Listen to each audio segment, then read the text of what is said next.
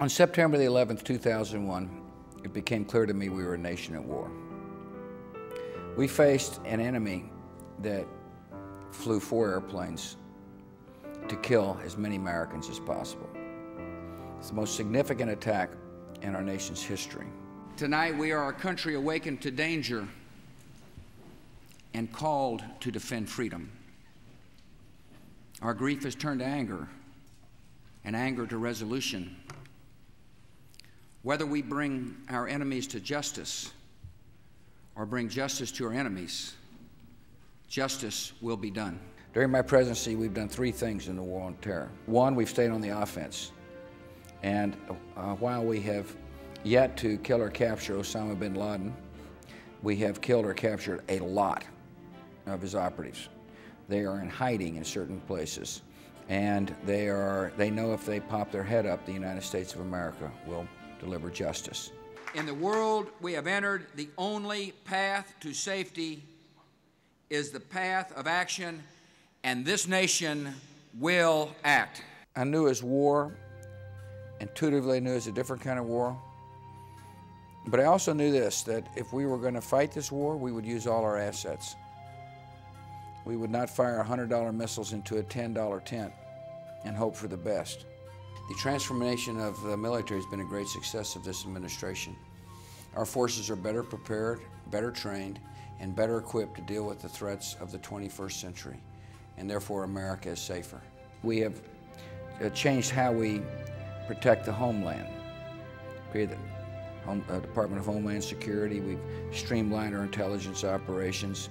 We have given our professionals the capacity to listen to phone calls of dirty numbers while protecting the civil liberties of our people. In other words, we have basically changed the attitude that okay, this is just a simple law enforcement matter, to one that says we're going to protect our homeland.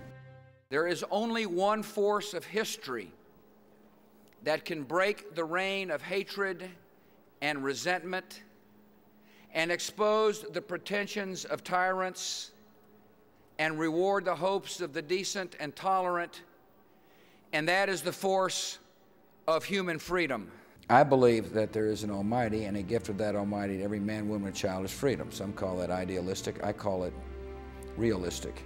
If you don't believe that freedom is necessary in parts of the world, you don't see the ideological struggle we're in, because freedom is the way to deal with hopelessness. Freedom is transformative. Freedom is able to help convert an enemy to an ally.